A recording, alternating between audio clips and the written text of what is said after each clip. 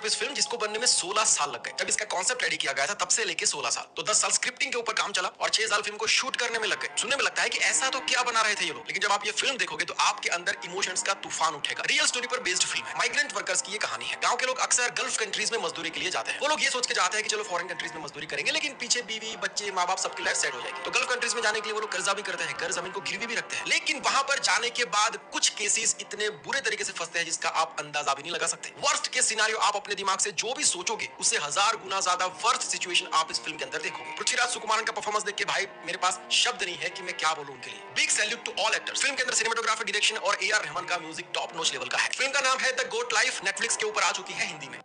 दोस्तों, पिछले कुछ दिनों से दुनिया भर के अंदर एक मूवी की कुछ ज्यादा ही चर्चाएं हैं। जो कोई भी इस मूवी को देख रहा है उसके रोंगटे खड़े हो जा रहे हैं और बहुत सारे लोग तो रोने पर भी मजबूर हो जा रहे हैं। और असली दिल तो उस वक्त दहल रहा है कि जब पता चल रहा है कि जो कुछ भी हम देख रहे हैं ये सिर्फ फिक्शन नहीं है, मतलब ये सिर्फ फिल्म नहीं है, बल्कि ये तो सच है। ये तो एक इंसान की असली कहानी है, एक ऐसी असली कहानी कि जो इंसान के दिल को अंदर से हिला कर रख देती है। ये फिल्म दोस्तों टेक्निकली भी कितनी ज्यादा एडवांस है, इस चीज का अंदाजा बस इसी बात से लगाया जा सकता है कि ऑलरेडी इस बात की मांग चल रही है कि इस फिल्म को ऑस्कर के लिए भेजा जाए। मगर इन तमाम चीजों से बिल्कुल उलट अगर हम लोग नजर डालते हैं गल्फ कंट्रीज की तरफ, मतलब अरब देशों की तरफ, और उनमें भी खासतौर से सऊदी अरबिया की तरफ, तो वहाँ तो माहौल बिल्कुल अलग है। इस मूवी को कम्प्लीटली बैन कर दिया गया है। सऊदी अरबिया में ही सोशल मीडिया के ऊपर बहुत सारे एक्टिविस्ट लगातार इस फिल्म के खिलाफ मुहिम चला रहे हैं। इवन इस फिल्म से जुड़े हुए कुछ लोगों को तो माफी तक मांगनी पड़ गई है, जबकि इस फिल्म के खिलाफ एक्शन की भी मांग चल रही है। तो अब सवाल यही है कि आखिर इस फिल्म में ऐसा भी क्या है, क्या कहानी है इस फिल्म की, और वो इंसान कौन है कि जिसकी असली कहानी पर इस फिल्म को बनाया गया है।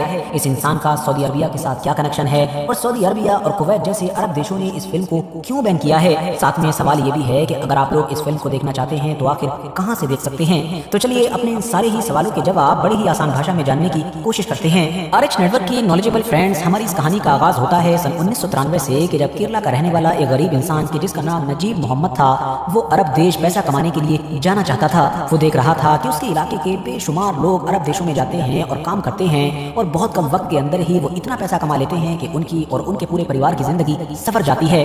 बस ये देखकर उसकी भी ऐसा करने की ख्वाहिश थी और अपनी इस ख्वाहिश को पूरा करने के लिए वो किसी भी हद तक गुजर जाने के लिए तैयार बैठा था। उन्हीं दिनों ही नजीब की मुलाकात एक एजेंट से भी हुई जिसने नजीब से कहा कि वो सऊदी अरबिया की एक सुपरमार्केट में सेल्समैन की नौकरी उसको दिलवा सकता है।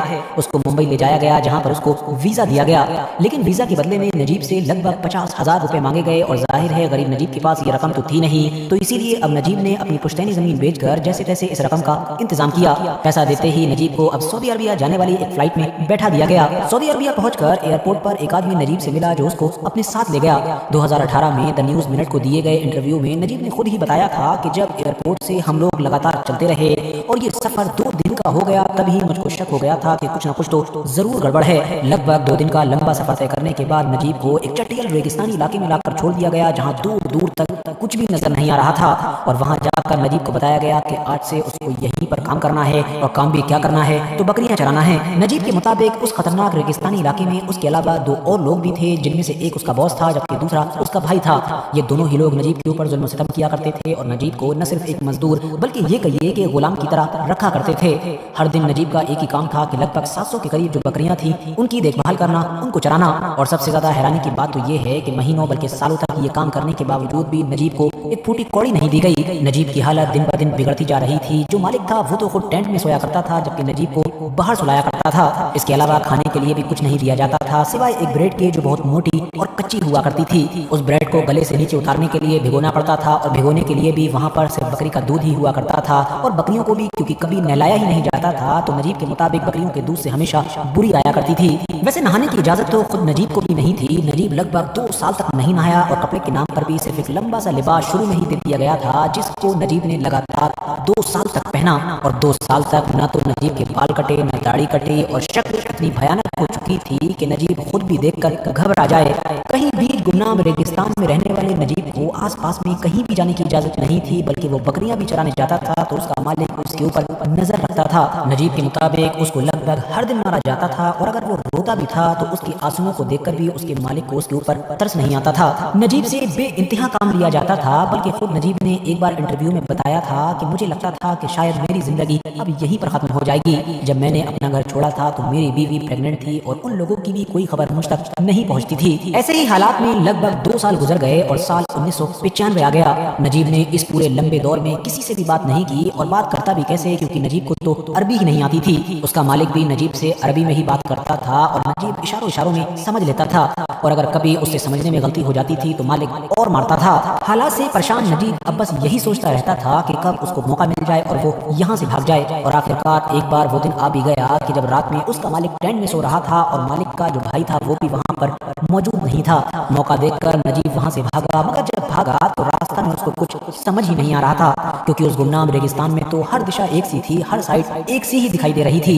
लेकिन फिर भी नजीब ने हार नहीं मानी। वो भागता रहा और कई घंटे के बाद जाकर उसको एक पानी की धार दिखाई दी, जहाँ पर उसको एक और आदमी मिला। वो भी एक मलयाली ही था, यानी केरला का था, और बातचीत करने पर पता चला कि वो इंसान भी बिल्कुल नजीब की तरह यहाँ पर आकर फंस चुका है। नजीब ने फिर से भागना शुरू किया और लगभग 1.5 दिन तक पैदल चलने के बाद उसको एक रोड दिखाई दिया, और रोड पर पहुंचकर जब उसने हर गुजरती गाड़ी को हाथ देना शुरू किया तो किस्मत से एक भले आदमी ने गाड़ी रोक भी ली। उसने नजीब की बुरी हालत पर जब नजर डाली कि मानो एक इंसान जान से जाने वाला है, तो उसने नजीब को लिफ्ट दी और वो उसको लेकर रियाज पहुंचा। रियाज पहुंचकर अब नजीब को वहां पर एक मलयाली रेस्टोरेंट मिला कि जहां पर उसको न सिर्फ खाना मिला बल्कि पहनने के लिए कपड़े मिले। बहुत सारे लोगों ने उसकी मदद की, और रियाद में वैसे भी उसके कुछ जान पहचान के लोग थे जिनसे वो मिलने पहुंचा और उन लोगों से मदद मांगी। लेकिन आखिर में बात यहीं पर अटक रही थी, और सबसे बड़ी परेशानी यही थी कि नजीब के पास ना तो पासपोर्ट था, न वीजा था, और न ही बाकी कागजात थे, क्योंकि वो तो पहले ही उन लोगों की तरफ से छीन लिए गए थे जिन्होंने नजीब के साथ वो सब कुछ किया था कि जिसकी बात हम पहले ही कर चुके हैं। इसीलिए आखिर में नजीब ने परेशान होकर अपने आप को पुलिस के हवाले कर दिया।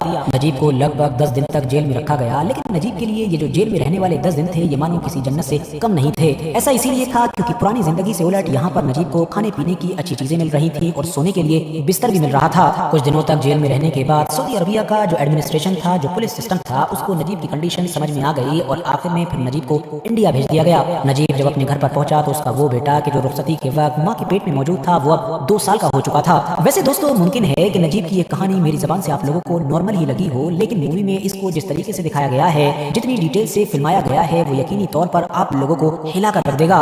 शायद यही वजह है कि नजीब की असली कहानी पर बनने वाली ये नई फिल्म कि जिसका नाम द गॉड लाइफ है, इसमें ना तो कोई बड़ा सुपरस्टार है और ना ही ये किसी बड़े प्रोडक्शन में बनी है, मगर उसके बावजूद भी ये इतनी ज्यादा पॉपुलर हो चुकी है, इतनी ज्यादा कामयाब हुई है, और ना सिर्फ इंडिया में ही बल्कि इंटरनेशनल लेवल पर। बाकी जैसा कि मैंने पहले ही मेंशन किया कि टेक्निकली भी इस मूवी को इतना जबरदस्त तरीके से बनाया गया है कि मूवी देखते वक्त एक लम्हे को आप ये भूल ही जाएंगे कि ये मूवी देख रहे हैं या फिर सब कुछ आपकी नजरों के सामने असल में हो रहा है। खासतौर से नजीब का कैरेक्टर करने वाला जो एक्टर है उसने तो ऐसे जबरदस्त तरीके से एक्टिंग की है कि खुद नजीब भी इस मूवी को देखकर हैरान हो गए होंगे। अब दोस्तों जहां तक मामला सऊदी अरबिया का है, तो जैसा कि हम जानते हैं कि हर सिक्के के 2 पहलू होते हैं। इस बात में कोई शक नहीं है कि लाखों बल्कि करोड़ों मजदूर और गरीब लोगों ने सऊदी अरबिया जाकर अपनी जिंदगी बनाई है, लेकिन इसके बिल्कुल उलट हजारों या लाखों की तादाद में लोग ऐसे भी हैं कि जिनकी कहानी नजीब से कुछ ज्यादा अलग नहीं है। दुनिया के बाकी देशों की तरह सऊदी अरबिया में भी रहने वाले बेशुमार लोग बहुत अच्छे हैं जो आपकी हर तरह से मदद करेंगे, और इसके बिल्कुल उलट बहुत सारे लोग हद से ज्यादा जालिम और खराब भी हैं, जैसा कि नजीब के केस में है। बाकी हाँ, यहाँ पर जानकारी के तौर पर एक और चीज आपको बताता चलूं कि जैसा कि हम जानते हैं कि अभी 1 सेंचुरी पहले दुनिया भर के बहुत सारे इलाकों में गुलामी का कल्चर हुआ करता था। लोगों को गुलाम बनाकर रखा जाता था और उनसे हर तरह का चाहते हुए भी या ना चाहते हुए भी काम करवाया जाता था। दुनिया के जिन कुछ इलाकों में ये कल्चर सबसे ज्यादा था उनमें एक सऊदी अरबिया भी था। जब दुनिया के बाकी इलाकों में गुलामी का कल्चर खत्म हुआ तो वक्त के साथ सऊदी अरबिया में भी खत्म हो गया, लेकिन वहाँ के कुछ लोगों में इसका असर अभी भी नजर आता है, जिसका इस्तेमाल वो कफाला सिस्टम के जरिए से करते हैं। दरअसल कफाला एक ऐसा सिस्टम है कि जो गल्फ कंट्रीज में पिछली सदी में ही इंट्रोड्यूस करवाया गया था। आसान भाषा में समझें तो कफाला सिस्टम कुछ इस तरीके से काम करता है कि अरब दुनिया का एक शख्स दुनिया के बाकी देशों के इलाके से लोगों को अपने यहाँ पर बुलाकर नौकरी दे सकता है, और अरब देशों का जो इंसान ऐसा करता है उसको कफील कहा जाता है। गवर्नमेंट की तरफ से इस कफील को परमिट दिया जाता है, मतलब इजाजत दी जाती है कि आप दुनिया के बाकी देशों से लोगों को नौकरी के लिए बुला सकते हैं, उनको स्पॉन्सर कर सकते हैं। और इसी सिस्टम के तहत ही हमने देखा था कि 1970 के बाद से बेशुमार लोगों को अरब दुनिया में काम मिला था। करोड़ों लोगों को काम तो मिला, लाखों की जिंदगियां भी संवर गईं, लेकिन एक बड़ा नंबर ऐसा भी था कि जिनकी किस्मत में नजीब जैसा कफील आ गया कि जिस कफील ने उनको नौकरी देने की बजाय अपना गुलाम ही बना डाला। उनके ऊपर जुल्म सितम किया, उनका पासपोर्ट, उनका वीजा सब कुछ जब्त कर लिया, जिसकी वजह से वो लोग अपने घरों पर कभी वापस ही नहीं लौट सके और रेगिस्तान में ही मर कर रह गए। इवन कई बार तो इस तरह के भी खुलासे हुए हैं कि इस तरह के जालिम कफील अपने यहाँ पर जो बंदे होते हैं जिनको ये गुलाम बनाकर रखते हैं, इनको दूसरे कफीलों को बेचते हैं, जिससे क्लियर पता चलता है कि इस तरह के कफील इन लोगों को अपना नौकर या अपना मजदूर नहीं बल्कि गुलाम ही मानते हैं। उस दौर में दोस्तों जब नजीब जैसे तैसे इंडिया वापस आने में कामयाब हो गया था और उसकी ये दर्द भरी कहानी जब लोगों ने सुनी और आसपास में फैलनी शुरू हुई, तो केरला के जो एक मशहूर राइटर हैं यानी बेनियामीन, उन्होंने इस पर एक नॉवल लिखने का फैसला किया जिसका नाम है आदू जीवितम। ये नॉवल इतनी ज्यादा मशहूर हुई कि बहुत जल्द ही इसको और भी बहुत सारी जबानों में ट्रांसलेट किया जाने लगा और फिर 2019 और 20 का दौर आते आते तो इस नॉवल के ऊपर फिल्म बनानी भी शुरू कर दी गई, मगर अलग अलग वजहों से वो फिल्म डिले होती गई और आखिरकार मार्च 2024 में आकर रिलीज हुई, जिसको आज दुनिया में द गॉड लाइफ के नाम से जाना जा रहा है।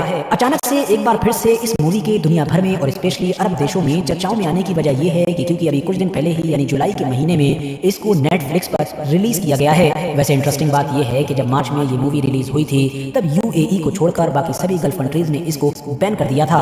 हालांकि बाद में फिर धीरे धीरे सऊदी अरबिया और कुवैत को छोड़कर बाकी देशों ने बैन हटा दिया था। सिर्फ मूवी ही नहीं बल्कि जिस नॉवल के ऊपर इस फिल्म को बनाया गया है उस नॉवल को भी उस दौर में इन अरब देशों की तरफ से बैन कर दिया गया था। वैसे तो इस वक्त अगर आप लोग अरब दुनिया के सोशल मीडिया पर नजर डालेंगे तो जैसा कि मैंने शुरू में ही बताया कि इस मूवी के खिलाफ बहुत सारी मुहिम चल रही है, इसका बाइकआउट किया जा रहा है और ये मैसेज दिया जा रहा है कि ये मूवी हमको रिप्रेजेंट नहीं करती है, ये रेड लाइन है और ऐसा कुछ भी नहीं है। लेकिन एक सच्चाई ये भी है कि पिछले कुछ वक्त से देखा गया है कि सऊदी अरबिया की गवर्नमेंट कफाला सिस्टम को लेकर एक्टिव नजर आ रही है, यानी उसमें बहुत सारे चेंजेस कर रही है और अगर उसी की भाषा में कहें तो वो इसमें सुधार कर रही है ताकि आने वाले दिनों में जो लोग भी इस कफाला सिस्टम के तहत सऊदी